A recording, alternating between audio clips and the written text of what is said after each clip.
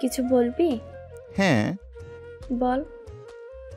দেখ বন্যা, আমি এত ঘুরিয়ে পেঁচিয়ে কথা বলতে পারি না।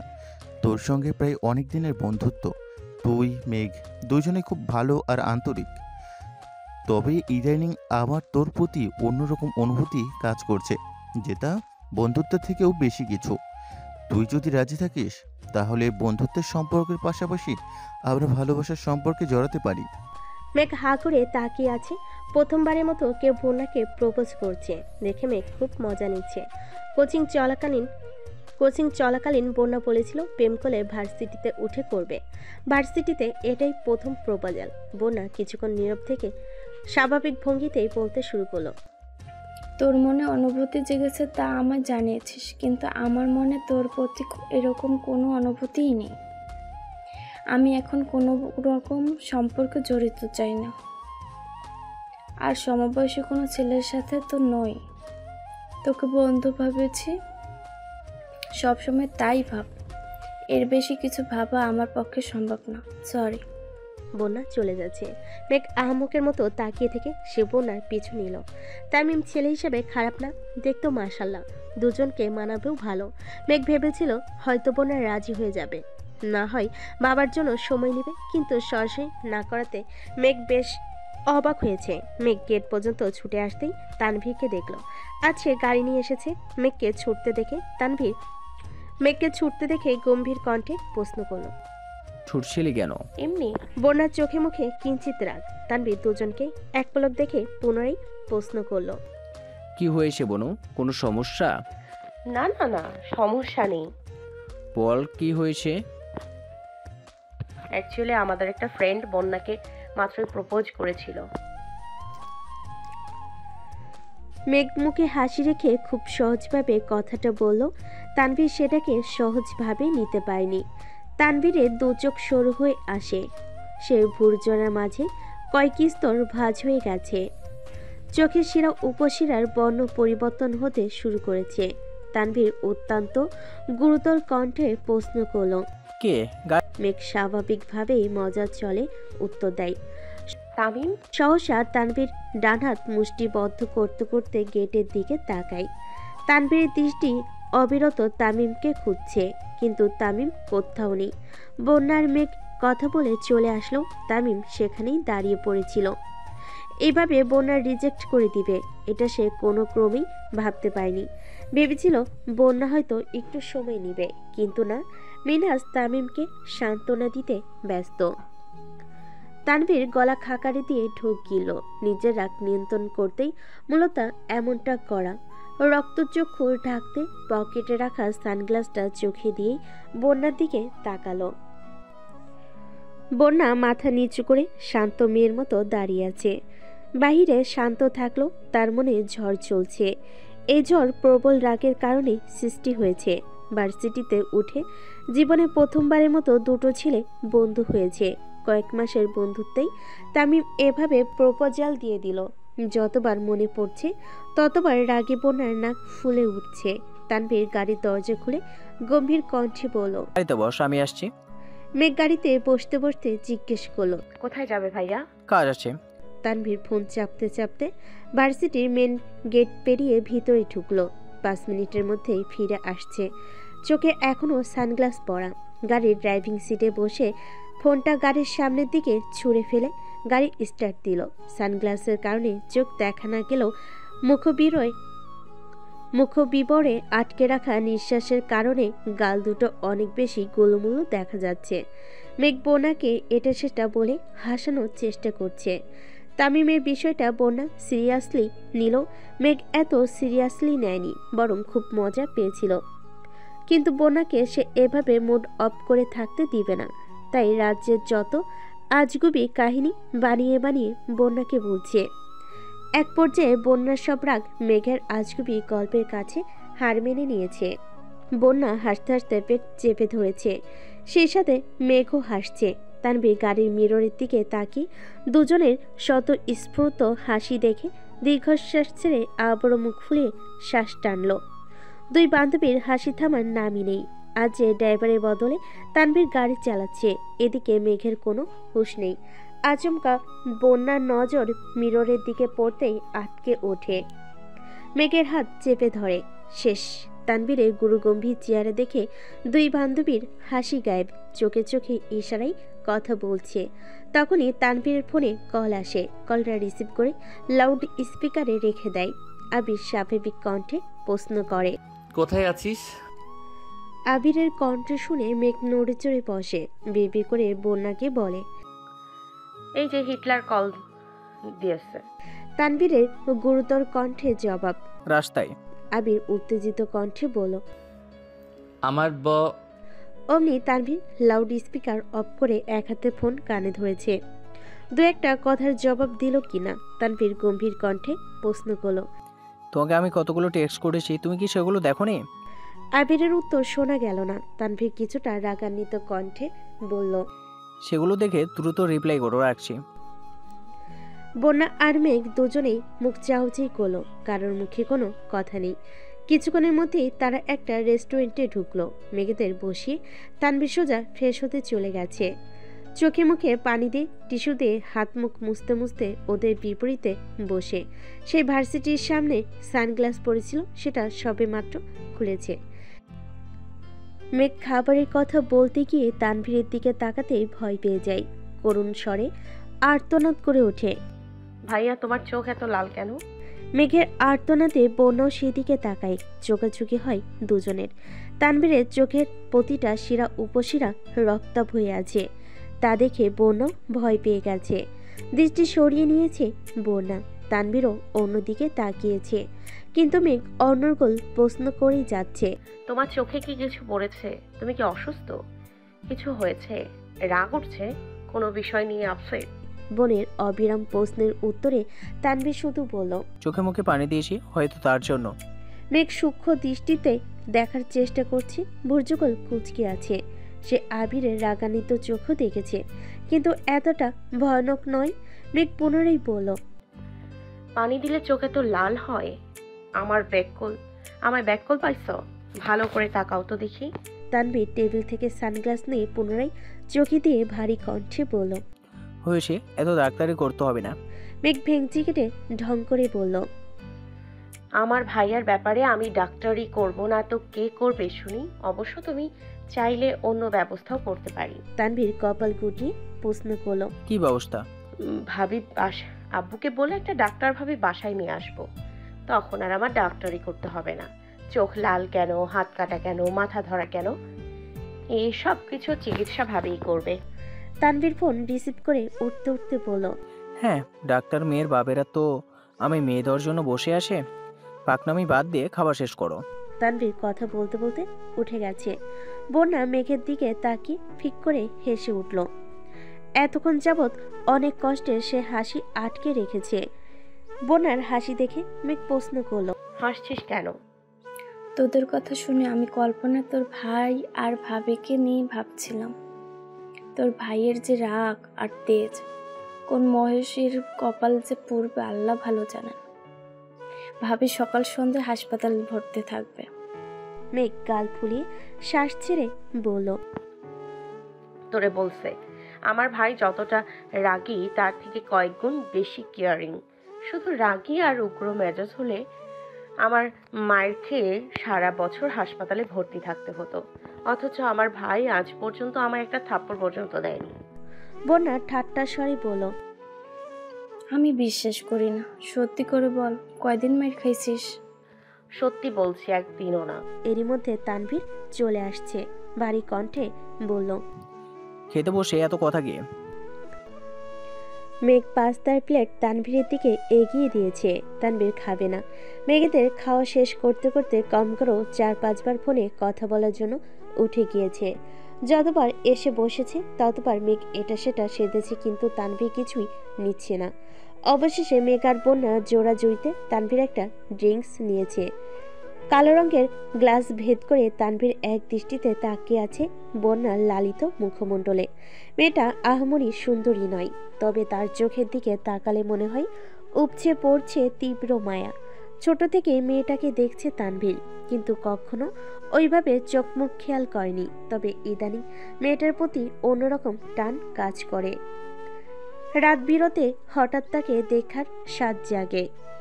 দেখা হলে ঠিকঠাক মতো তাকাতে পারে না, চোখাচোখি হলে মেয়েটা লজ্জায় নুয়ে যায়।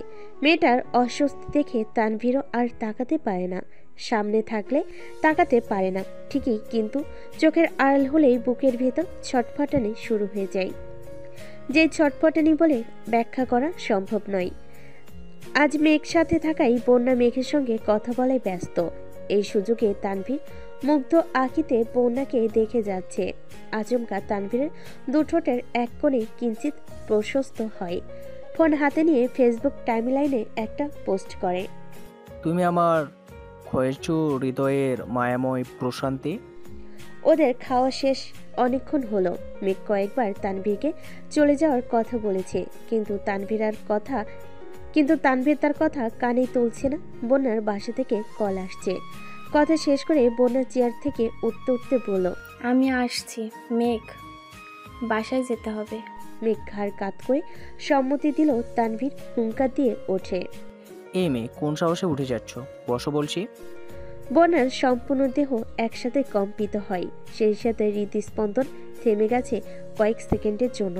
ধপ করে চেয়ারে বসে পড়েছে, নিঃশব্দে শ্বাস চালো। এমনভাবে সে কখনোই কারোর ধমক খায়নি। ভয়ে কলিজা পর্যন্ত ঠান্ডা হয়ে গেছে। বন্যার সাথে মেঘও কিছুটা ভয় পেয়েছে। দুজোড়া চোখ অসহায়ের মতো তানভীরের দিকে তাকিয়ে আছে। তানভীর কপাল কুঁচকে বিরক্তির স্বরে বলল, আমি যখন নিয়ে আসছি বাসা পর্যন্ত আমি দিয়ে আসবো। বন্যা কণ্ঠস্বর খাদে নামিয়ে বলল, এমার্জেন্সি বাসায় যাওয়ার প্রয়োজন। কেন? বাসায় যাওয়ার এত তাড়া কিসের? নানু অসুস্থ, দেখতে যেতে হবে। ও আচ্ছা, চলো তাহলে। আমি একা।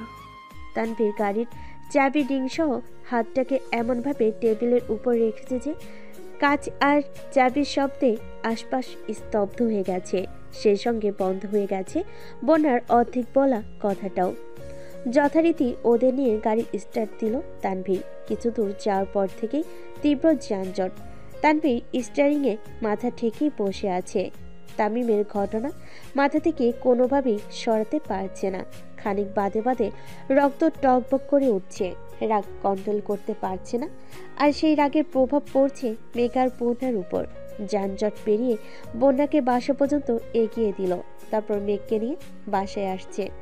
বাসায় ঢুকে এক গ্লাস পানি খেয়ে ফ্রিজ থেকে বরফের টুকরো বের করে মাথায় দিতে দিতে বেরিয়ে পড়েছে। হালিমা খান, আকলিমা খান এতবার ডাকলেন, কত প্রশ্ন করলেন, কিন্তু তানভীর নিরুত্তরে বেরিয়ে গেছে। ঘণ্টা খানেকের মধ্যেই তানভীর আবিরের অফিসে আসছে। আশপাশে না তাকিয়ে সরাসরি আবিরের কেবিনে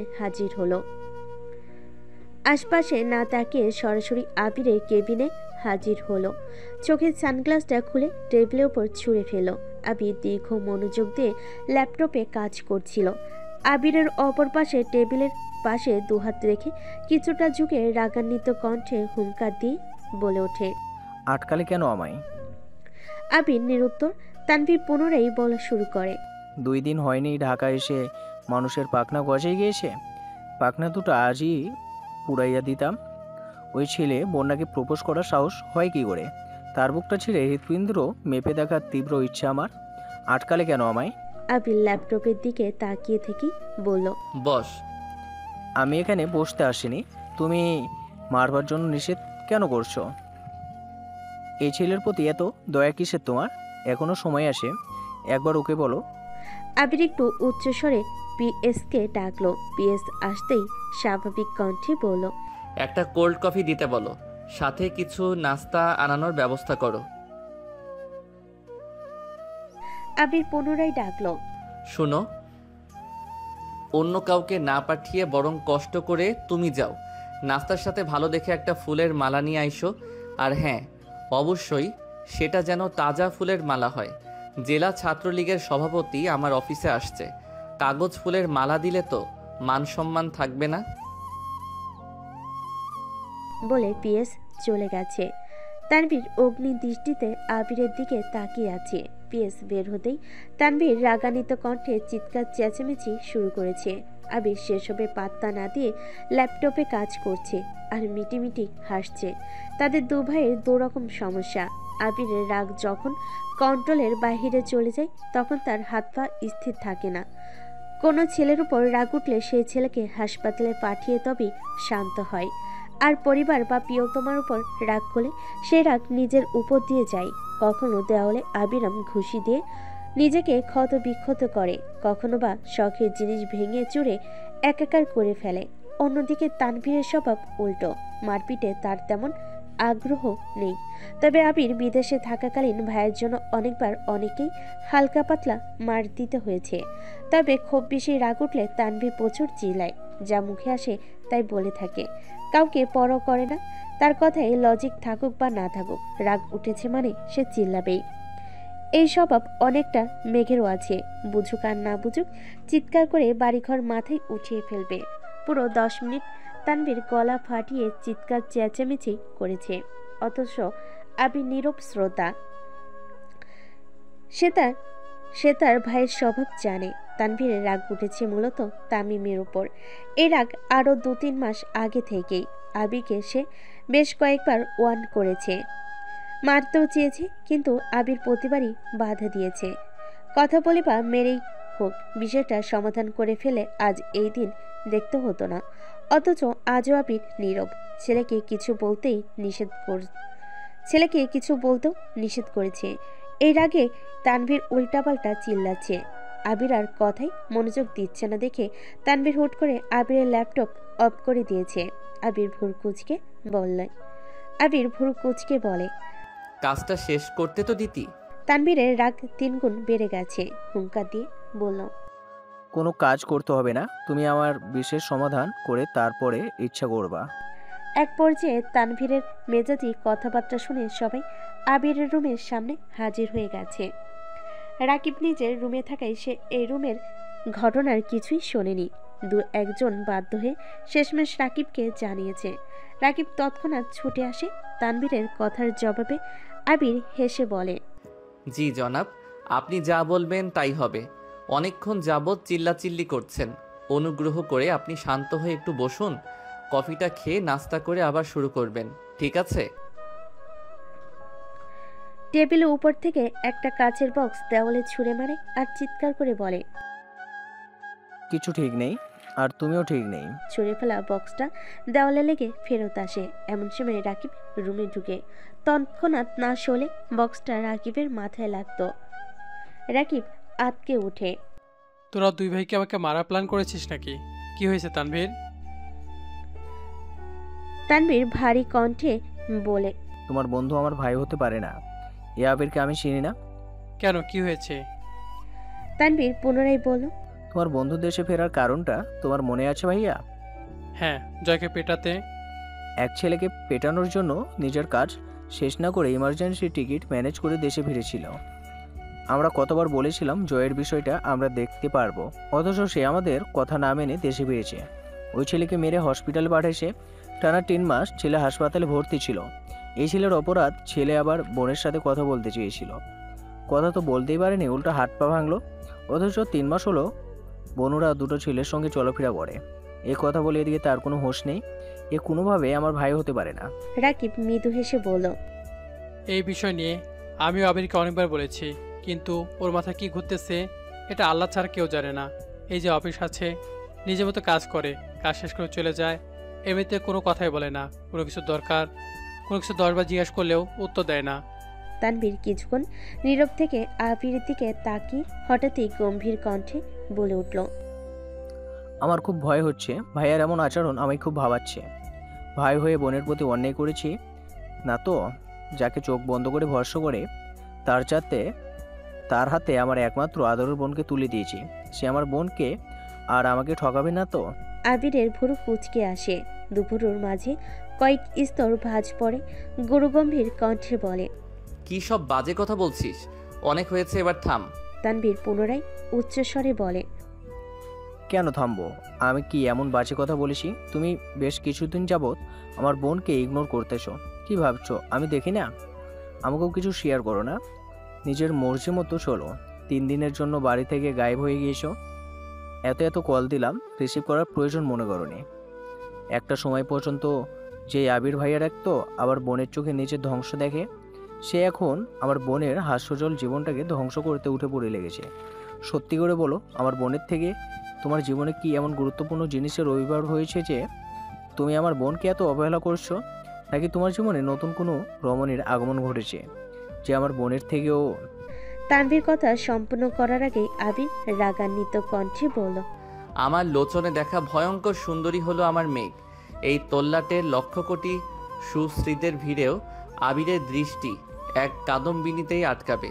নিষ্ঠুর পৃথিবীতে তার মোহচ্ছন্নতা ব্যতীত আবিরকে ধ্বংস করার কোনো অস্ত্র এখনও আবিষ্কৃত হয়নি। শেষবারের মতো বলছি, কান খুলে শোন। তোর বোনই আমার জীবনের একমাত্র রমণী, যার আগে বা পরে ভুলক্রমেও কোনো মেয়ে আমার জীবনে আসেনি আর আসবেও না। তোর বোন ছিল, আছে আর সারা জীবন পাশে থেকে এই আবিরের উপর তার কর্তৃত্ব চালাবে। এক আবিরের প্রাণ এক মেঘেতে নিবদ্ধ। যদি তাই হয় তবে আমার বোনের প্রতি এত অবহেলা কেন? আমার বোনকে কেউ অবহেলা করবে এটা আমি কখনো সহ্য করব না। সে যদি সাজ্জাদুল খানও আবিরও হয় তাও ডোন্ট কেয়ার। আবির ভোর উঁচিয়ে চোখ বড় বড় করে তাকিয়ে আছে। তানভীর যে তাকে ঠান্ডা হুমকি দিচ্ছে আবির খুব ভালোই বুঝতে পারছে, তাই এভাবে চেয়ে আছে। ভাই হিসেবে কি আমি চাইবো না যে আমার বোন সবসময় হাসি খুশি থাকুক? এটা কি আমার অপরাধ? আবির নিজের চেয়ারে হেলান দিয়ে বসে কণ্ঠস্বর দ্বিগুণ ভারী করে বলে, আমার তোর বোনকে অবহেলা করার জন্য তোমার বোনই দায়ী। ওকে আমি যতটা সম্ভব আগলে রাখি। ভার্সিটিতে ওঠার পর থেকে সব রকম স্বাধীনতা দিচ্ছি শুধুমাত্র তোর বোনকে খুশি রাখার জন্য। ড্রাইভার আঙ্কেল প্রায়ই 1 ঘন্টা 30 মিনিট 20 মিনিট তোর বোনের জন্য গাড়ি নিয়ে অপেক্ষা করে। তোর বোন বন্ধু বান্ধবীদের সাথে আড্ডা দেয়, খাওয়া দাওয়া করে। আঙ্কেল ডাকতে গেলে ওর মন খারাপ হবে, তাই আঙ্কেলকে বলছি যতক্ষণই সময় লাগুক না কেন উনি যেন অপেক্ষা করেন। আমার সামর্থ্যের সবটুকু দিয়ে চেষ্টা করি যেন তোর বোন হাসি খুশি থাকে। তোর বোনের অবহেলা দেখে তোর কষ্ট হচ্ছে, অথচ তোর বোন যখন আমাকে অবহেলা করে তখন আমার খারাপ লাগে না। যেখানে তোর বোনের ঠোঁটে হাসি না থাকলেই আমার বুকে চিন চিন ব্যথা শুরু হয়ে যায়। যার হাসিতে আবির বাঁচে তার হাসি না দেখে আবির বাঁচত কেমন করে? কি হয়েছে? মাইশা আপুর বিয়ের সময় তুই না করা সত্ত্বেও আমি জোর করেই ওকে নিয়ে আসছিলাম, যাতে মালা তোর বোনের মাথায় আজে বাজে কথা ঢুকাতে না পারে। ভার্সিটির ক্লাস শেষে আমার জন্য ওয়েট করতে বলছিলাম। তোর বোনের হাতের মেহেদি নষ্ট করেছি। মন খারাপ করেছিল, ভাবলাম মেহেদি মোছার বিষয়টা ওকে বুঝিয়ে বলবো, অথচ তোর বোনের অপেক্ষা করার ধৈর্য হয়নি। বন্ধুদের সাথে খেতে চলে গেছে। যাও ভেবেছিলাম ওকে বোঝাবো, ওর আচরণে কথা বলতেই ইচ্ছে হয়নি। তারপর অনেক দিন ফেসবুকে ঢুকতেই তোর বোনের পোস্ট সামনে আসছে, যেখানে তামিম আর মিনহাজের উল্টাপাল্টা কমেন্ট দেখে আমার পায়ের রক্ত মাথায় উঠে গেছে। স্বাধীনতা দিয়েছি বলে ওই ছেলেগুলোকে ফ্রেন্ড লিস্টে অ্যাড করে ফেলবে? একবারও কি ভাবার প্রয়োজন বোধ করেনি? ওই দিন বাসায় যাওয়ার পর তোর বোন কি যেন বলতে আসছিল, আমি এক প্রকার রাগেই কথা বলছিলাম। এতে তোর বোন রেগে গেছে। এরপর রাতে তোদের বাপ ছেলের কথোপকথন শুনে আমার মেজাজ আরও খারাপ হয়েছিল। তোর বাপ যেভাবে মেয়ের শ্বশুরবাড়ির সুখের কথা বলছিলেন তা সহ্য করতে পারিনি, তাই চলে আসছিলাম। 5 দিন থাকলে কাজ মোটামুটি গোছাতে পারতাম। নতুন বছর শুরু হচ্ছে, ভেবেছিলাম 12টায় তোর বোনকে কল দিয়ে একটু কথা বলে নিব, কিন্তু 10টার দিকে দেখি তোর বোন অনেকগুলো কল দিছে। কল ব্যাক করতেই শুনি কান্না করতেছে। কিসের কাজ কিসের কি সব ফেলে বাসায় গেছি। তোর বোনের অভিমান ভাঙানোর সুযোগটাও পেলাম না। হুট করে মালা কল দিয়েছে। দুর্ভাগ্যক্রমে তোর বোন সেই কল দেখে ফেলেছে আর তেলে বেগুনে জ্বলে উঠেছে। সেই থেকে তোর বোন আমায় দেখলেই রাগে ফুঁসতে থাকে। এতে আমার কি দোষ বল? মালাকে কি আমি বলছিলাম আমায় কল দিয়ে আমার রোমান্টিক মুডের 14টা বাজা? তাহলে কার দোষ? আর মামলার কি লাজ লজ্জা বলতে কিচ্ছু নাই? বিয়ের দিন তো তুই সামনেই ছিলি। যা যা ঘটেছে সবটাই তোর স্বচক্ষে দেখা। এখন মালার যদি লজ্জা না থাকে তো আমি কি করব? মালা কেন কল দিচ্ছিল? জানি না, কথা হয়নি। ফোনটা দাও। আমার ফোন? হ্যাঁ। কেন? তুমি যা বলেছো তা সত্যি কিনা দেখি। মানে তুইও কি তোর বোনের মতো আমায় অবিশ্বাস করিস? বিশ্বাস অবিশ্বাস কিছু না। আমার বোন যতদিন তোমার উপর অধিকার দেখাতে পারবে না ততদিন আমাকে সেই দায়িত্ব পালন করতে হবে। যদি একটু এদিক ওদিক পাই তাহলে বোনকে দিব না।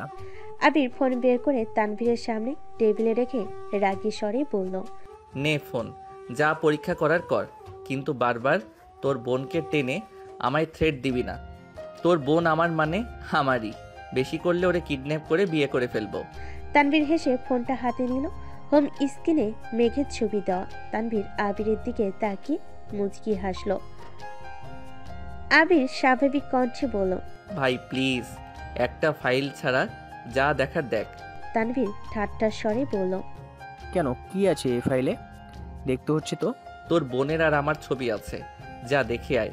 ছবি দেখে লজ্জায় পড়লে আমি দায়ী না। তানভীর 1 মিনিটেই ফোন আবিরের দিকে এগিয়ে দিয়ে বলল। বনুর সাথে কথা বলো। আবির ফোনের স্ক্রিনে তাকাতেই নাম ভেসে উঠছে হৃদয় হরণী। কয়েক সেকেন্ড হয়ে গেছে, কল রিসিভ হয়েছে। আবির কল কানে ধরতেই তানভীরের দিকে তাকিয়ে কপাল কুঁচকালো। এভাবে মেঘকে কল দেওয়ায় খুব অস্বস্তিতে পড়ে গেছে সে। ফোন কানে ধরে খুব স্বাভাবিক কণ্ঠে আবির প্রশ্ন করলো, কি করছিস? মেঘের রাগান্বিত কণ্ঠের জবাব, ঘাস কাটি। মানে? শুয়ে আছি। খাইছিস? ভাইয়া ট্রিট দিয়েছে, জানেন না? জানি। তাহলে জিজ্ঞেস করছেন কেন? এমনি। কল দিয়েছেন কেন? দিতে পারি না। অবশ্যই পারেন, কিন্তু আমায় কল দিতে হবে না। রাখছি, ঘুমাবো। মেঘ কল কেটে দিয়েছে। আবির তানভীরের দিকে তাকিয়ে রাগী স্বরে বলল, দেখছিস, এই জন্যই কথা বলি না। ও যে ছেলেদের সাথে মিশছে, ঘুরছে, সেদিকে সমস্যা নেই। আমায় কেন মালা কল দিয়েছে এই জিদে এখনো এমন করতেছে? এই হলো মেয়ে জাতি। নিজের বেলা 16 আনার 16 আনাই লাগবে, আর অন্যের বেলায় দুনিয়া ভেসে যাক।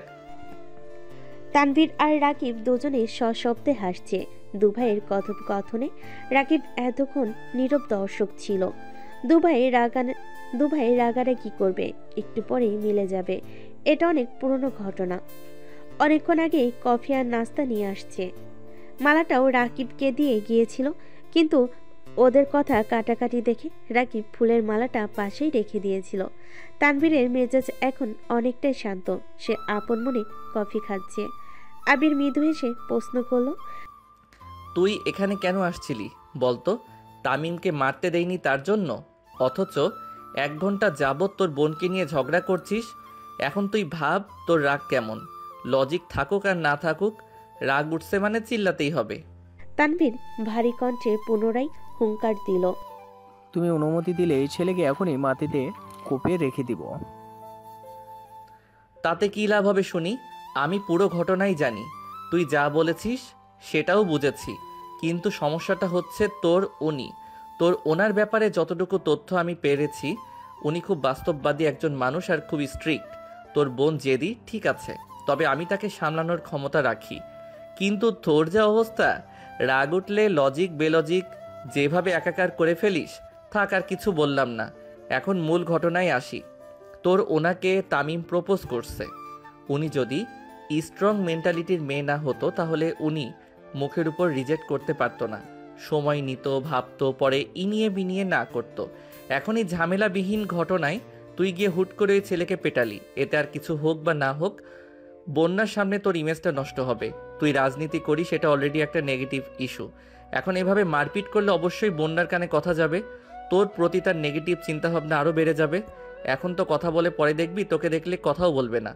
তখন প্রপোজ করতে গেলে জীবনেও অ্যাকসেপ্ট করবে না, বরং সম্পর্ক আরও নষ্ট হবে। আমি চাই না তুই একই ধাক্কা দুবার খাস। প্রথমবার তোর ভুল ছিল না, তবুও কষ্টটা তুই বেশি পাইছিস। এত বছর পর নতুন করে কারোর প্রতি ইমোশন আসছে, ইমোশনটা ধরে রাখিস। ভুল রাস্তায় পা বাড়ানোর আগে অন্ততপক্ষে 10 বার ভাবিস। আর ওই ছেলে যদি বাড়াবাড়ি করতে আসে, তখন বিষয়টা আমি দেখব। তবু তুই কিছু করিস না প্লিজ। তুই যেমন তোর বোনের খুশি দেখতে চাস, তেমনি আমিও তোদের দুজনের খুশি দেখতে চাই। ভুলে যাস না, আমরা সবাই এক মায়ার বন্ধনে আবদ্ধ। আমার কিছু হলে যেমন তুই কষ্ট পাবি, তোর কিছু হলে তেমন তোর বোন কষ্ট পাবে, আর তোর বোনের কিছু হলে তো আমি শেষ হয়ে যাব। প্লিজ ভাইয়া, এভাবে বলো না। কারো কিছু হবে না ইনশাল্লাহ। কত শত স্বপ্ন পূরণ করা বাকি আছে, প্রাপ্তি খাতা যে এখনো শূন্য। জীবনে সফলতা, প্রেম, বিয়ে কিছুই তো হলো না। এই জীবনে কি পেলাম আমি? আর কতদিনের ইচ্ছা মামা ডাক শোনা, সেই ইচ্ছাটাও তো কেউ পূরণ করছে না। তানভীরের কথা শুনে আবির শুকনো মুখেই বিষম খেলো। রাকিব তাড়াতাড়ি পানির গ্লাস এগিয়ে দিয়েছে।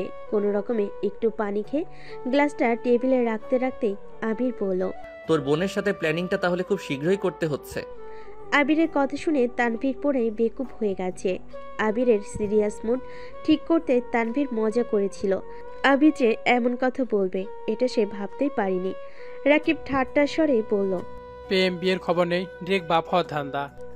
আবির রাকিবের দিকে তাকিয়ে ঠোঁট বেঁকিয়ে হেসে জানালো, সবাই তো সিরিয়াল মেনটেন করেই, আমি বরং উল্টোটা করলাম, শুধু আমার বউটা রাজি হলেই হবে। তানভীর আর রাকিব দুজনেই হাসছে, সেই সাথে আবিরও। বেশ কিছুক্ষণ চলো এসব ফাজলামো। আবিরের জুনিয়র তানভীরকে মামা ডাকবে নাকি চাচ্চু সে নিয়েও আলাপচারিতা চলো। খানিক বাদে তানভীর স্বাভাবিক কণ্ঠে জিজ্ঞেস করলো, ভাইয়া, বোন নাকি আমার জন্য ঠিকঠাক? আমি আবারও ভুল পথে পা বাড়াচ্ছি না তো? দেখ ভাই, সিদ্ধান্ত নেওয়ার ক্ষমতা আমাদের আছে, কিন্তু সেই সিদ্ধান্ত সঠিক নাকি ভুল তা বলার ক্ষমতা আমাদের নেই। বন্যা মেয়েটা খুব ভালো, এই কথায় কোনো ভুল নেই, কিন্তু তোকে আরেকটু সাবধান হতে হবে। আমি জানি তুই ওর জন্য নিজেকে প্রতিনিয়ত পরিবর্তন করার চেষ্টা করছিস, তারপরও একটু কেয়ারফুল থাকিস। রেগে গেলে যে উল্টাপাল্টা আচরণ করিস সেটার প্রভাব যেন কোনোভাবেই তার উপর না পড়ে। প্রয়োজন অপ্রয়োজনে একটু খোঁজ খবর নিবি। জানিস তো, মেয়েরা সুদর্শন পুরুষের থেকেও দায়িত্বশীল পুরুষের প্রেমে বেশি পড়ে। দুপুর পেরিয়ে বিকেল হয়ে গেছে, দু ভাইয়ের কথা ফুরাচ্ছে না। এর মধ্যে ফুপ্পি আবিরকে কল দিয়েছিল। দু ভাই ফুপ্পির সাথে কথা বলেছে। আবির আর তানভীর যত ব্যস্তই থাকুক না কেন, সপ্তাহে অন্তত পক্ষে একদিন হলো ফুপির সাথে দেখা করে আসে। আসিফ ভাইয়া এখনো দেশে ফেরেনি, তবুও জান্নাতের একাই দুবাড়িতে যাতায়াত করতে হয়। একদিকে রাকিবের একমাত্র বোন, অন্যদিকে ওই বাড়ির বড় বউ। জান্নাত সবারই খুব আদরের, বিশেষ করে মাহমুদা খানের চোখের মণি। শাশুড়ি সর্বক্ষণ বৌমাকে চোখে হারায়। বিকেলে খাওয়া দাওয়া করার সময় তানভীর কৌতূহল নিয়ে প্রশ্ন করল, ভাইয়া, একটা কথা জিজ্ঞেস করি? কি কথা? 3 দিন তুমি কোথায় ছিলে? তোকে নিয়ে যাবো নে, নিজেই দেখে আসিস কোথায় ছিলাম। আচ্ছা। অফিসের কাজ শেষ করা পর্যন্ত তানভীর অফিসেই ছিল। যতটুকু পেরেছে নিজেও হেল্প করেছে। অফিস শেষে রাকিব সহ তানভীর আর আবির ঘুরতে বেরিয়েছে। সেখান থেকে বাসায় ফিরেছে রাত 8টার দিকে। মেঘ সোফায় বসে টিভি দেখছিল। আবির পকেট থেকে একটা কিটক্যাট চকলেট বের করে সোফার সামনে রাখা টি টেবিলে ঠিক মেঘের সামনে রাখলো। মেঘ চকলেটের দিকে তাকিয়ে রাগী স্বরে বলল, আমি খাবো না চকলেট। আবিরের ভারী কণ্ঠের জবাব। না খেলে ফেলে দে। মেঘ সঙ্গে সঙ্গে চকলেটটা হাতে নিয়ে ছুঁড়ে ফেলে দিয়েছে। আবির তীক্ষ্ণ দৃষ্টিতে খানিক চেয়ে রইল, পরক্ষণে নিজের রুমের দিকে চলে যাচ্ছে।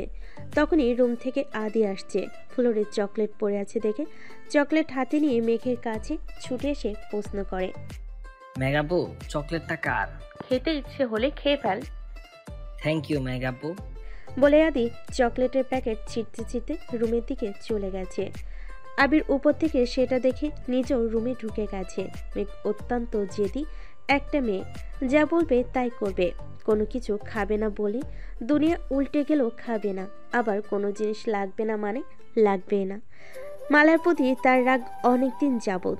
ওই দিন রাতে কল দেওয়ার পর থেকে সেই রাগ এখন কন্ট্রোলহীন হয়ে গেছে। রাত 12টার পর কোনো মেয়ে কারণ ছাড়া কোনো ছেলেকে কল দেয় না। যদি এমনটাও হয় যে আবির মালাকে পছন্দ করে না, এমনকি তার হাতে আশিক নামটাও আবির লিখিয়েছে, তবে কেন মালা আবারও আবিরকে কল দিবে? আর আবির বা কেন মালাকে ব্লক করছে না? মূলত এই জিতেই মেঘ এমন আচরণ করছে। 9টা 30 নাগাদ তানভীর বন্যার নাম্বারে কল দিয়েছে। দুবারের বেলায় কলটা রিসিভ হলো। বন্যার সঙ্গে সঙ্গে সালাম দিয়েছে। তানভীর সালামের উত্তর দিয়ে কিছুটা রেগে প্রশ্ন করলো, তোমার চোখে কি কোনো সমস্যা আছে? কই না তো, কেন? তোমাকে কয়েক ঘন্টা আগে ফ্রেন্ড রিকোয়েস্ট পাঠিয়েছি, দেখোনি? নাকি অ্যাকসেপ্ট করার প্রয়োজন মনে করেনি? বন্যা তৎক্ষণাৎ ফোন কেটে দিয়েছে। আরও 2 ঘন্টা আগেই দেখেছে তানভীর রিকোয়েস্ট পাঠিয়েছে। এমনকি তানভীরের আইডি ঘুরেও দেখেছে। বন্যা ইচ্ছে করে অ্যাকসেপ্ট করেনি। এমনিতে যেভাবে শাসন করে, সেখানে ফ্রেন্ড লিস্টে অ্যাড করলে সব কিছুতেই নজরদারি করবে। এই ভয়ে অ্যাকসেপ্ট করেনি, কিন্তু এভাবে কল দেওয়াতে বন্যা তাড়াতাড়ি গিয়ে অ্যাকসেপ্ট করে দিয়েছে। কিছুক্ষণ পর তানভীর আবার কল করেছে। তানভীর কল করতেও বন্যার এখন হাত কল রিসিভ করতেও বন্যার এখন হাত কাঁপছে। ভয়ে ভয়ে রিসিভ করেছে। তানভীর এবার স্বাভাবিক কণ্ঠে বলল, কলটা কেটেছো কেন? অ্যাকসেপ্ট করেছি। ওকে, কোথায় আছো? নানু বাড়িতে। তোমার নানু কেমন আছে? এখন কিছুটা সুস্থ, দোয়া করবেন। ফি আমানিল্লাহ। রাতে খেয়েছো? জি, আপনি? হ্যাঁ। আচ্ছা, রাখি এখন। এই শোনো। জি ভাইয়া। আবার ভাইয়া? সরি, মুখ ফসকে বেরিয়ে গেছে, বলুন। আই এম সরি, দুপুরে তোমার সাথে রাগটা দেখানো একেবারেই উচিত হয়নি। কিছু মনে করো না প্লিজ, মেঝেটা একটু গরম ছিল। বন্যার অক্ষি যুগল প্রশস্ত হয়ে গেছে। হা হয়ে রুমের দেওয়ালে চেয়ে আছে। স্বয়ং তানভীর খান তাকে সরি বলছে। এটাও ভাবা যায়? ছোট থেকে মেঘ আর বন্যা তানভীরের কম ধমক খায়নি। সেসব এখন অতীত। স্কুল কলেজের গণ্ডি পেরিয়ে দুজনে এখন ভার্সিটির স্টুডেন্ট। মেঘ আর বন্যার আচরণে যেমন পরিবর্তন এসেছে, তেমনি তানভীরের আচরণও অনেক পরিবর্তন এসেছে। তবে আজকের সরি বলাটা বন্যার কাছে অকল্পনীয় বিষয়। তানভীরের সঙ্গে কথা শেষ করেই মেঘকে কল দিয়েছে। জানিস, তোর ভাই আমাকে ফ্রেন্ড রিকোয়েস্ট পাঠিয়েছে। আবার দুপুরের আচরণের জন্য সরিও বলেছে। তোকে আগেই বলেছি আমার ভাইয়ের মতো মানুষ হয় না। রাগী হলেও মন ফ্রেশ। কিসের ফ্রেশ? তোর ভাইয়ের আইডিতে ঢুকেছিলাম। লাস্ট কয়েকদিনের পোস্ট পড়ে আমি এখন কমায় যাওয়ার রাস্তা খুঁজছি। ওমা, কেন? লাইনগুলো পড়িয়ে আমি ক্লান্ত হয়ে গেছি। স্ট্যাটাসের মানে বোঝা বহু দূরের বিষয়। এটা আমার ভাইয়ার একার সমস্যা না, আমার মনে হয় এটা ছেলের ব্রেনের সমস্যা। মাঝে মাঝে আবির ভাইয়াও আধ্যাত্মিক লেভেলের কথা বলেন। আমার এক কান দিয়ে ঢোকে, অন্য কান দিয়ে বেরিয়ে যায়। আগামাথা কিছুই বুঝি না। আবির ভাইয়েরটা জানি না, তবে আমার কি মনে হয় জানিস, তোর ভাই হয়তো প্রেমে ছ্যাঁকা খেয়েছে। আজকে দুপুরও দেখলি না, রেগেছিল কতবার ফোনে কথা বলতে উঠে গেছে। বিশ্বাস না করলে তুই নিজেই ওনার স্ট্যাটাসগুলো দেখিস। মেঘের হাসি মুখে অন্ধকার ছেয়ে গেছে। খুব চিন্তায় পড়ে গেছে মেয়েটা। বন্যা পুনরায় বলল, আমার আসতে কয়েকদিন দেরি হবে, তুই সাবধানে থাকিস আর ক্লাসগুলো ঠিকমতো করিস। মেঘ আচ্ছা বলে কল কেটে দিয়েছে। তার মাথায় বন্যার বলা কথাটাই ঘুরছে। সঙ্গে সঙ্গে ফেসবুকে ঢুকে তানভীরের আইডি চেক করলো। বেশ কয়েকটা পোস্টে আবির ভাই আর রাকিব ভাইদের কমেন্টও আছে। মেঘ সেসব কমেন্টও পড়েছে বিষয়টা বোঝার জন্য, কিন্তু কিছুই বুঝতে পারল না। মেঘের শরীর ঘামছে, চোখে মুখে চিন্তার ছাপ। ফোন রেখে রুম থেকে বেরিয়ে তানভীরের রুম পর্যন্ত আসছে। দরজা ভেতর থেকে লাগানো। রুমে কম সাউন্ডে গান বাজতেছে। একাকী মন আজ নীরবে বিভাগিত আমার অনুভবে, ফেরারি প্রেম খোঁজে ঠিকানা, আকাশে মেঘ মানে বোঝো কিনা। গানটা শুনে মেঘ কয়েক সেকেন্ডের জন্য স্তব্ধ হয়ে গেছে। কিছু ভেবে দু কদম পিছিয়ে গেছে। ডাকবে কিনা বুঝতে পারছে না। মনে অশান্তির ঝড় চলছে। চলে যেতে নিয়ে পুনরায় এসে দরজায় ডাকলো। ভেতর থেকে তানভীর প্রশ্ন করলো, কে? আমি। দরজাটা খোলো। তানভীর সঙ্গে সঙ্গে দরজা খুলে দিয়েছে। মেঘ তানভীরকে পাশ কাটিয়ে রুমে ঢুকে ফোনের গানটা অফ করে একটা চেয়ার টেনে ঠিক রুমের মাঝখানে ফ্যানের নিচে বসেছে। মেঘের এমন আচরণে তানভীর একটু অবাক হয়েছে। মেঘের দিকে তাকিয়ে শুধালো, তোরাতে তুই এখানে? কিছু হয়েছে? হয়েছে, তবে আমার না, তোমার। তানভীর ঢোক গিলে নিজেকে স্বাভাবিক রাখার চেষ্টা করে। বন্যা নিশ্চয়ই মেঘকে কিছু বলেছে আর তার জন্যে মেঘ এসেছে। মেঘ হঠাৎই গরু গম্ভীর স্বরে প্রশ্ন করে, তুমি এমন ছ্যাঁকা খাওয়া গান শুনছিলা কেন? কি হয়েছে তোমার? কিছু হয়নি, গানটা ভালো লাগে তাই শুনছিলাম। এসব গান তারাই শোনে যাদের মনে অনেক দুঃখ। তোমার মনে কিসের দুঃখ বলো? কে তোমায় কি বলছে? তানভীর মৃদু হেসে জবাব দেয়, আমায় আবার কে কি বলবে? কিছু হয়নি আমার, টেনশন করিস না। টেনশন তো করতেই হবে। দুপুর থেকে তোমার মধ্যে অস্বাভাবিকতা লক্ষ্য করছি। বাই এনি চান্স তোমার কি তার সঙ্গে কোথাও দেখা হচ্ছে? কার সঙ্গে? তোমার অতীত, যার জন্য তুমি এখনো এসব গান শুনছো। মাথা নষ্ট হয়েছে তোর? আমি কাউকে মিস করব এসব গান শুনছি না, আর কারোর সঙ্গে আমার দেখাও হয়নি। তুই অযথা চিন্তা করছিস। সত্যি বলছো নাকি আমাকে বোকা বানাচ্ছ তা আমি জানি না, কিন্তু আর কোনোদিন তোমায় যেন ছ্যাঁকা খাওয়া গান শুনতে না দেখি। যদি আমার কথা না মানো তবে আব্বু, বড় আব্বু সবাইকে বিচার দিব। আচ্ছা ঠিক আছে, তুই যা বলবি তাই হবে। এখন আজেবাজে চিন্তা বাদ দে, শুধু শুধু চিন্তা করে চেহারাটাকে পেতনির মতো করতেছিস। ঘুমা গিয়ে। উঠে যেতে নিবে হঠাৎই মেঘ থমকে দাঁড়িয়ে শক্ত কণ্ঠে বলা শুরু করলো। ভাইয়া শোনো, কোনোদিন যদি ভুলক্রমেও ওই মেয়ের সঙ্গে তোমার দেখা হয়ে যায়, চোখ বন্ধ করে একটা থাপ্পড় মারবা। তুমি না পারলে আমায় বইলো, আমি দিবনে। প্রয়োজনে আমার 15-20টা বান্ধবী নিয়ে যাব, সবাই একটা করে থাপ্পড় দিলে ওই মেয়ে শেষ। আর শোনো, থাপ্পড় কিন্তু এক গালেই দিবা, তাহলে ওই মেয়ের আর জীবনে বিয়ে হবে না। মেঘের কথা শুনে তানভীর নিঃশব্দে হাসছে, কিন্তু মেঘের চোখে রাগে জ্বলছে। আচমকা দরজা থেকে আবির বলে ওঠে, আলী আহমদ খান, মোজাম্মেল খান এখন কোথায়? ওনাদের আদরের মেয়ের এই রূপ কি তারা দেখেন না? তাদের মতে আবির, গুন্ডা আর মেঘ একমাত্র লক্ষ্মী, তাই না? আমিও ভিডিও করে রেখেছি, আরেক দিন আমায় কিছু বললে আমিও দেখিয়ে দেব তাদের লক্ষ্মী মেয়ে কোন লেভেলের গুন্ডি। মেঘ চোখ গোল গোল করে আবিরের দিকে তাকিয়ে আছে। আবির মিটি হাসছে। মেঘ গাল ফুলিয়ে শ্বাস ছেড়ে রাগী স্বরে বলল, ডিলিট করুন ভিডিও। আগে 1 কাপ কফি করে নিয়ে আয়, তারপর ভেবে দেখব। আমি কফি করতে পারি না। মেঘ মনে মনে বিড়বিড় করে বলল, আমি কেন কফি করব? রাত 12টার পরে যার সাথে কথা বলেন তাকে বলতে পারেন না? আবির কোমল কণ্ঠে বলে, পারি না বললে কিভাবে হবে? শিখতে হবে তো, আমি শিখিয়ে দিচ্ছি, বানিয়ে নিয়ে আয়। মেঘের ইচ্ছে না থাকা সত্ত্বেও কফি বানাতে যাচ্ছে। আবির পুনরায় ডেকে বলল। আবির তানভীরের সাথে 2 মিনিট কথা বলে দ্রুত নিচে আসছে। মেঘ ততক্ষণে গ্যাসে পানি গরম দিয়েছে মাত্র। আবির রান্নাঘরে এসে শান্ত কণ্ঠে বলল, যা আমি করতেছি। আপনি যদি করবেন তবে আমায় পাঠিয়েছিলেন কেন? তোরে কিছু বললে তো ভয় লাগে, যদি হাত পা পুড়াইয়া ফেলিস তাহলে তো জীবনের জন্য আমার কফি খাওয়া বন্ধ হয়ে যাবে। এখন ভিডিওটা ডিলিট করুন। ভিডিও করিনি, ডিলিট কি করব? মানে আপনি আমার সাথে ফাজলামো করছেন? জি ম্যাম। মেঘের আগে আবিরের মুখের পানি চেয়ে আছে। আবির মুচকি হেসে শুধালো, রাগ করছেন? মেঘ রাগে ফুঁসছে। আবির পুনরায় বলল, রাগটাকে একটু কমানো যায় না? মেঘের রাগ দ্বিগুণ বেড়ে গেছে।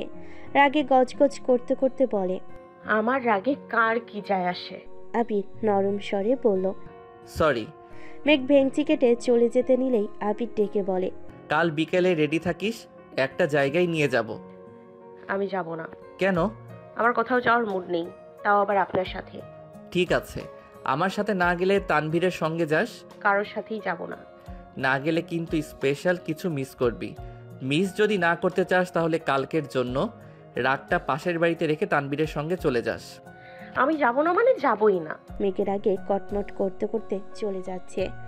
আবির পেছন থেকে আবারও ডেকে বলে, ভেবে দেখিস রাগটা পাশের বাড়িতে রাখা যায় কিনা।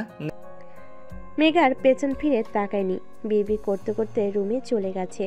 সকাল থেকে আবির আর তানভীর বাসায় নেই। অফিস 3 দিনের ছুটি, কিন্তু 2 ভাই ভোরবেলা না খেয়ে বেরিয়ে পড়েছে। তানভীর ঠিক 2টার সময় বাসায় ফিরেছে। 1 থেকে 1.5 ঘন্টা মেঘকে বুঝিয়েছে, রিকোয়েস্ট করেছে রেডি হওয়ার জন্য, কিন্তু যেদি মেয়ে যাবে না মানেই যাবে না। আবিরের প্রতি খুবই কমছে না তার। আবির ভাইকে দেখলে একটু আধটু প্রেমানুভূতি জাগলো। তানভীরের কথা মনে পড়তেই সব ভুলে যায়। তানভীর ভাইয়ের মতো তার জীবনটাও না হয় এমনই হয়। মালার সাথে যদি আবির ভাইয়ের সত্যি কিছু থেকে থাকে, তবে তাকেও তার ভাইয়ের মতো ছ্যাঁকা খাও গান শুনে জীবন কাটাতে হবে। এসব ভেবে মাথা ব্যথা শুরু হয়ে যায়। মেঘকে বুঝাতে ব্যর্থ হয়ে তানভীর 4টার দিকে আবার বেরিয়ে পড়েছে। আলী আহমদ খান আর মোজাম্মেল খান সন্ধ্যায় সোফায় বসে চা খাচ্ছেন আর গল্প করছিলেন। সেই সকালে আবির আর তানভীর বেরিয়েছিল। তানভীর 2 ঘন্টার জন্য বাসায় ফিরল। আবির সারাদিনও ফেরেনি। বিষয়টা 2 ভাইয়ের নজরে পড়েছে। আবিরের আম্মুকেও জিজ্ঞাসা করেছে, উনিও জানেন না। সারাদিনে আবিরের সাথে কথা হয়নি। আলী আহমেদ খান নিজেও দুবার কল দিয়েছেন, নো রেসপন্স। আবিরের সঙ্গে বাবা চাচার দূরত্ব দিনকে দিন বেড়েই চলেছে। আবির টাইম মতো অফিসে যায়, নিজের কাজও ঠিকমতো করে, সেই সাথে বাবা চাচার কাজও এক হাতে সামলায়। কাজের বাইরে 10 মিনিটের জন্য ওনাদের সাথে বসে না, এক কাপ চা পর্যন্ত খায় না, প্রয়োজনের বাইরে কোনো কথা বলে না। অথচ একটা সময় পর্যন্ত আবির যা করতো সব আব্বু আর চাচুকে জানিয়ে করত। বাইরে থাকাকালীনও রেগুলার আব্বু আর চাচুর সঙ্গে কথা হতো। গত 1.5 বছরে ছেলেরা তো পরিবর্তন মেনে নিতে পারছেন না আবিরের আব্বু। প্রায় 2 ভাই এই বিষয় নিয়ে কথা বলেন, কিন্তু এর কোনো সমাধান পান না। রাত 9টার দিকে আবির কয়েক বক্স মিষ্টি নিয়ে বাসায় আসছে। একটা বক্স হাতে নিয়ে উপরে সোজা মেঘের রুমে হাজির হয়েছে। মেঘ জামা প্রিন্ট করছিল, হঠাৎ পেছন ঘুরতেই আবিরকে দেখে আঁতকে ওঠে। আবির ঠিক তার পেছনে দাঁড়ানো। আবির একটা মিষ্টি হাতে নিয়ে নরম স্বরে বলল, হা কর। কিসের মিষ্টি? হা করতে বলছি। ভারী কণ্ঠ শুনে মেঘ হা করে মিষ্টিটা মুখে নিল। আবির দ্বিতীয় মিষ্টিটা 2 আঙ্গুলে নিতে নিতে গম্ভীর কণ্ঠে বলল, তুই যদি কথা মানতি তাহলে জানতে পারতি কিসের মিষ্টি। যেহেতু যাসনি তাই এই বিষয়ে তোকে আপাতত আর কিছুই বলবো না। আবির আরেকটা মিষ্টি মেঘকে খাইয়ে দিয়ে বক্সটা টেবিলের উপর রেখে চলে গেছে। আজ সকাল থেকে বাড়িতে মানুষের ভিড়। আবিরের রুমে কাজ করাবে। এত বছরে বাড়ির অন্যান্য রুমগুলো 2-1বার রং করা হলো, আবিরের রুমে রং করা হয় না অনেক বছর যাবৎ। রং করলে ছেলের স্মৃতি মুছে যাবে বলে মালিয়া খানের করার নির্দেশে ছিল আবিরের রুমে কোনো রকমের কাজ করানো হবে না। আবির ফিরেছে অনেকদিন, তবুও রং করায়নি। মায়ের অনুমতি নিয়েই রুমের কাজ করাচ্ছে। পুরাতন কিছু জিনিসপত্র সরিয়ে নতুন জিনিস আনা হচ্ছে। রুমে এসি লাগানো হচ্ছে। দুপুরবেলা মেঘ হঠাৎই কি মনে করে যেন আবিরের রুমে আসছে। রুম সম্পূর্ণ অগোছালো, পা ফেলার অবস্থা নেই। দেওয়ালে সাদা রং করা হচ্ছে, এরপর অন্য রং দেওয়া হবে। মেঘ আহ্লাদি কণ্ঠে ডাকলো, আবির ভাই, হুম। আমি কিন্তু আপনার রুমের দেয়ালগুলোতে আর্ট করব। আবির এদিক সেদিক তাকিয়ে একটা দেওয়াল দেখিয়ে বলল, তুই চাইলে এই দেয়ালে তোর লতা পাতার ডিজাইন করতে পারিস। মেঘ অভিমানী স্বরে বলল, লাগবে না। হ্যান্ড প্রিন্টিংয়ের কাজ শিখেছে, তাই মান অভিমান সাইডে রেখে এসেছিল প্রিয় মানুষের রুমটাকে নিজের মতো করে সাজাতে। আবির ভাই চান না বা না চান, সে তো নিজেকে আবির ভাইয়ের প্রেমিকা মনে করে, সেই অধিকার বোধ নিয়েই এসেছিল। কিন্তু আবির একটা দেওয়ালে রং করার অনুমতি দেওয়াই তার বড্ড অভিমান হয়েছে। আবির বিরক্তিকর কণ্ঠে বলল, রং না করলে বলছিস কেন? আর আসছিস কেন আমার রুমে? আমি ডেকে আনছিলাম তোকে? যা এখান থেকে। আগামী 7 দিন তোর আমার রুমে আসা সম্পূর্ণ নিষেধ। যদি ভুলেও আমার রুমে আসার চেষ্টা করিস তাহলে তোর খবর আছে।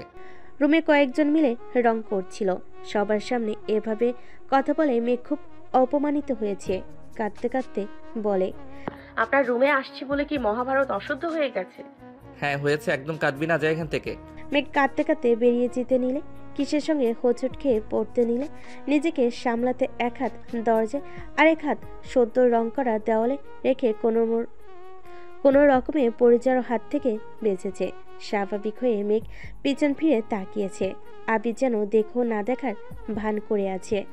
একটা জলজান্ত মানুষ পড়ে যেতে নিচ্ছিল, অথচ তার ধরার কোনো চেষ্টা নেই। ঠিক আছে কিনা জিজ্ঞাসা করার প্রয়োজন বোধ করছে না। এমন আবির ভাইকে মেঘ কখনো চায়নি। আবির ভাইয়ের অ্যাটিটিউডের চেয়ে বেশি ওনার যত্নের প্রেমে পড়েছিল মেঘ। সেই মানুষটা এতটা পরিবর্তন হয়ে গেছে ভেবে মেঘ অবাক হয়ে যাচ্ছে। মাথা নিচু করে রুম থেকে বেরিয়ে গেছে। 5 মিনিটের মধ্যেই রুমের সাদা রং করা শেষ হয়ে গেছে। কয়েকজনের মধ্যে একজনের নজর পড়ে দরজার পাশে দেওয়ালের দিকে। মেঘের হাতের চাপে দেওয়ালে স্পষ্ট ছাপ পড়ে গেছে। ছেলেটা রং নিয়ে এগিয়ে আসতে আসতে বলে, রংটা দেখা যায় নষ্ট হয়ে গেছে, সমস্যা নাই, এখনই ঠিক করে দিচ্ছি। আবির গম্ভীর গলায় বলে, সাবধান, এই ছাপের উপর যেন রং না পড়ে। ভাই, এভাবে রাগ দেখানো ঠিক না।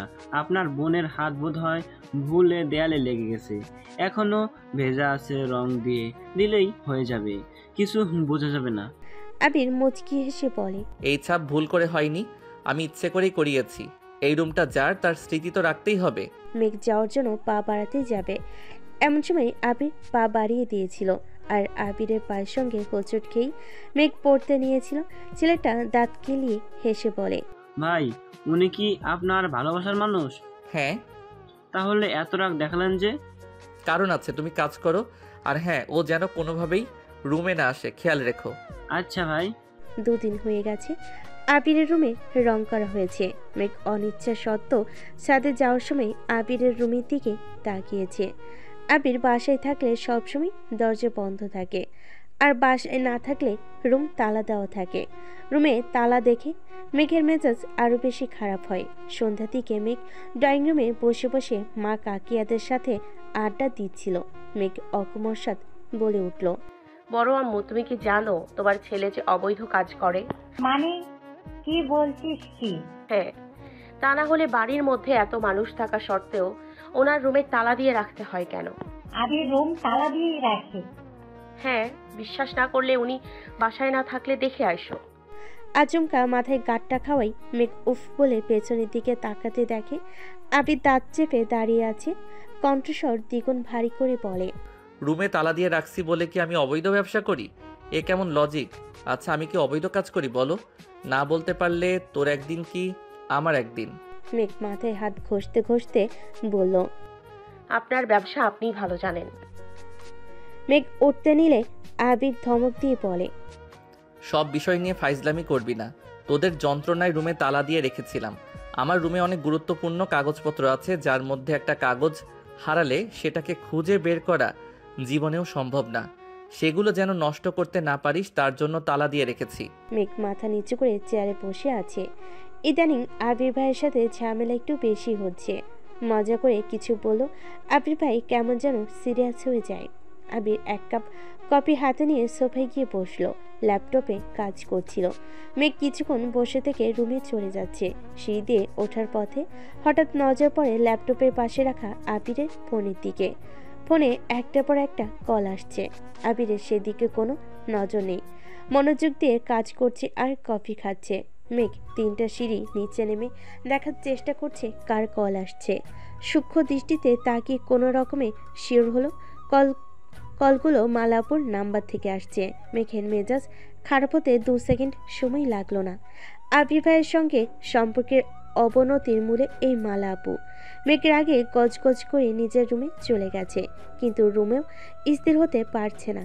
একবার রুমের বেলকনিতে যাচ্ছে, একবার শুইতেছে।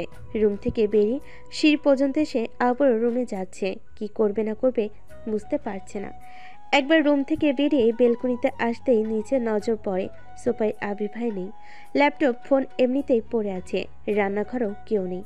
মেঘ দ্রুত সিঁড়ি দিয়ে নিচে নেমে আসে। ফোনের লক খোলা দেখে তাড়াতাড়ি করে কল লিস্টে ঢুকে মালাপুর নাম্বার থেকে মোট 35টা মিসড কল এসেছে। তখনই ফোনে একটা মেসেজ আসছে। মেঘ মেসেজে চাপ দিতেই মালার নাম্বার থেকে আসা শত শত মেসেজ চোখের সামনে ভেসে ওঠে। যত ধরনের আবেগী প্রেমময় কথা আছে সবই বলেছে। এত মেসেজ পড়ার সময় নেই। লুকিয়ে আবিরের ফোন দেখছে, এই ভয়ে হাত কাঁপছে। আগেও কয়েকবার আবিরের ফোন ধরতে নিষেধ করেছিল, তারপরও মেঘ ফোন ধরেছে। কয়েকটা মেসেজের উপরে হঠাৎই আবিরের দেওয়া একটা মেসেজের চোখ পড়ে। মেসেজটাতে লেখা ছিল, তোকে আর কিভাবে বললে আমাকে বিরক্ত করা বন্ধ করবি বল? বহুবার বলেছি আমি সিঙ্গেল না। যদি মনে করিস ঘন্টায় 100 মেসেজ করলে আমি গার্লফ্রেন্ডের সঙ্গে ব্রেকআপ করে তোর সঙ্গে রিলেশনে যাব, তাহলে তুই বোকার স্বর্গে বাস করছিস। কারণ আমার এমন কোনো সুযোগ নেই, এখনো পর্যন্ত কাউকে বলিনি। তোকেই প্রথম বলছি আমি বিবাহিত।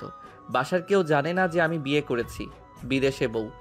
সহসা আবি মেঘের হাত থেকে ফোন কেড়ে নেয়।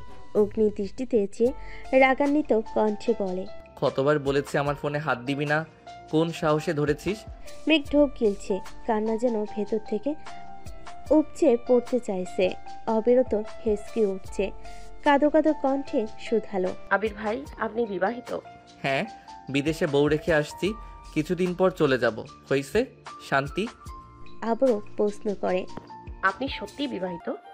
আমার একটা বাচ্চাও আছে। বাচ্চার কথা শুনে মেঘের হেসকি থেমে গেছে। সে সাথে নিঃশ্বাস আটকে গেছে গলায়। নিজের চোখ আর কান কোনো কিছুকেই বিশ্বাস করতে পারছে না। আগে জোড়ায় পানি টইটুম্বর হয়ে আছে, শুধু উপচে পড়ার অপেক্ষা। মেঘ তৃতীয়বারের মতো বলে, আপনি সত্যি সত্যি বিবাহিত? এখন যা এখান থেকে। আর একটা কথা বললে এমন থাপ্পড় দিব 7 দিন অজ্ঞান হয়ে পড়ে থাকবি। যা এখান থেকে। মেঘ স্তব্ধ হয়ে গেছে। এক দৃষ্টিতে চেয়ে আছে আবিরের মুখের পানে। চোখে পানি জমার জন্য চোখে ঝাপসা দেখছে। আবির আবারও ধমক দেয়, যা এখান থেকে। মেঘ সঙ্গে সঙ্গে চলে গেছে। মেঘের সারা রাত নির্ঘুম কেটেছে। ছটফট করতে করতে রাত পার করেছে। কাঁদতে কাঁদতে চোখ মুখ ফুলিয়ে একাকার অবস্থা করে ফেলেছে।